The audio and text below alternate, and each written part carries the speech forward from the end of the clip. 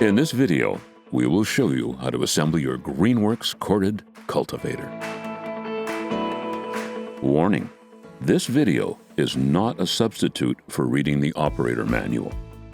For more detailed instructions and safety warnings, consult the operator manual provided.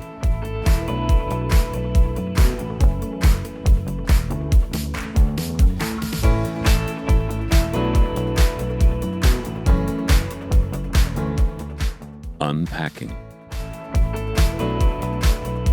Cut the tape and open the box. Remove the manual along with the packing material and any loose, unassembled parts.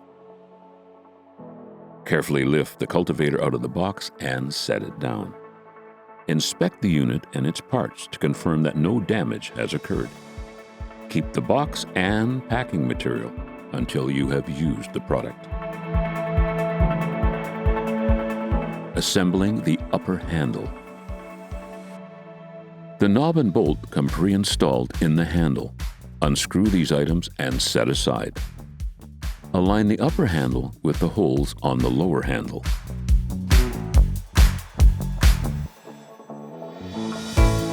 Insert the bolts and secure them with the provided knobs.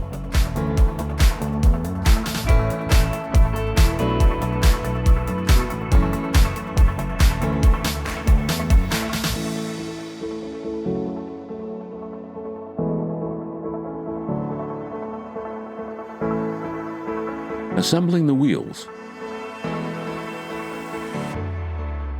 The wheels are used to stabilize the unit and control the depth of operation. If you need a greater tilling depth, the wheels can also be left unassembled. Insert the wheel assembly into the support rod.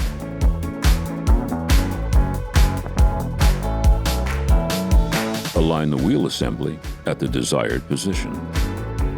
Slide the bolt through the hole and insert the cotter pin through the hole at the end of the bolt.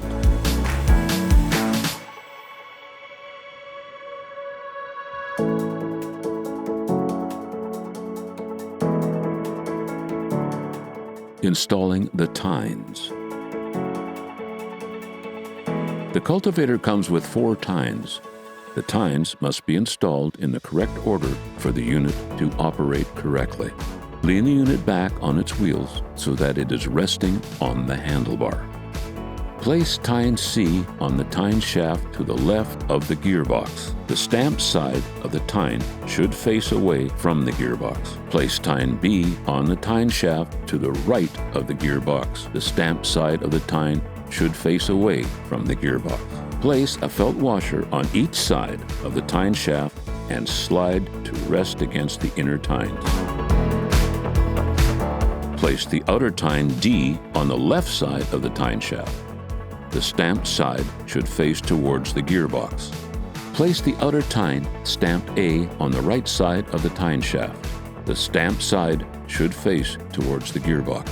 To secure the tines on the tine shaft, insert the ring pin into the holes located on either side of the tine shaft.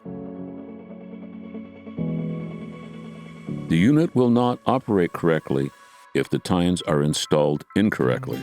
If you notice a problem while operating, double-check the tine positioning. A good way to tell if they have been installed correctly is to check the flute position. Correctly installed, the flutes will line up. Secure the cables.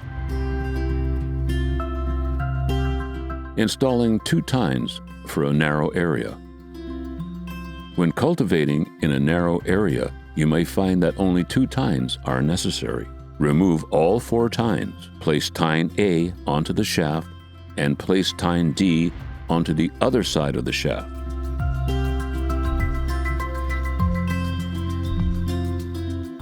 Insert the hitch pin into the holes on each end to secure the tines to the tine shaft.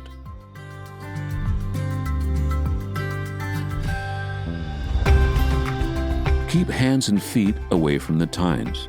Check that there are no people, pets, or loose objects nearby. Thrown objects can ricochet and result in personal injury or property damage. Wear gloves and eye protection when operating. Protective clothing and boots are also recommended. Before starting this product, the power source must be connected.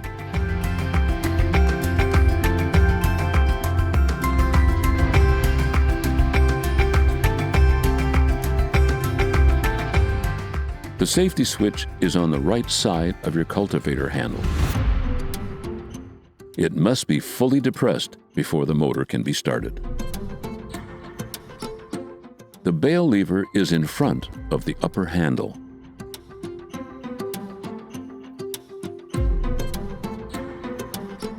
Press and hold the safety switch button. While holding the safety switch button, pull the bale. To stop the unit, release the bale lever.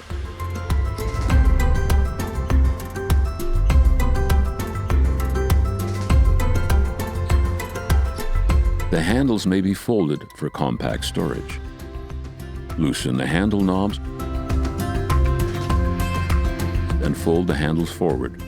Be careful not to pinch the switch trigger cable when lowering the handlebar. To unfold the handles, lift the upper handle into operating position and tighten the knobs.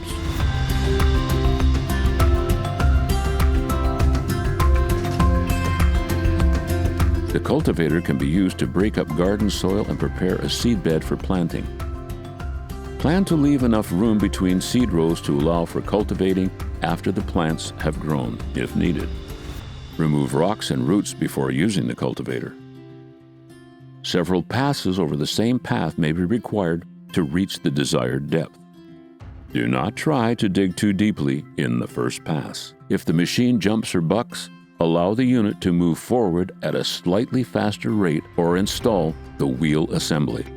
If the cultivator stays and digs in one spot, try rocking it from side to side to start it moving forward again. Work the soil when it is neither too wet nor too dry. To test the moisture level of the soil, take a handful of soil and squeeze it. If it remains in a tight ball when you release your grip, it is too wet.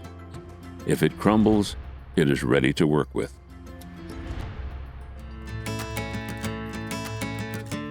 After use, disconnect the power source. Clean dirt, grass, and other materials from the entire unit using a damp cloth. Wipe the tines with oil or lightly spray them with silicone lubricant to prevent rusting. Examine the machine for damaged, missing, or loose parts such as screws, nuts, bolts, and knobs. Be sure to replace and/or tighten all necessary parts prior to your next use. When not in use, the unit should be stored indoors in a dry, locked location out of the reach of children. For additional videos on how to maintain and operate your cultivator, proceed to our YouTube page. Properly maintained, your GREENWORKS cultivator will provide you with years of great service. If you have any difficulties or need replacement parts, contact us at greenworkstools.com.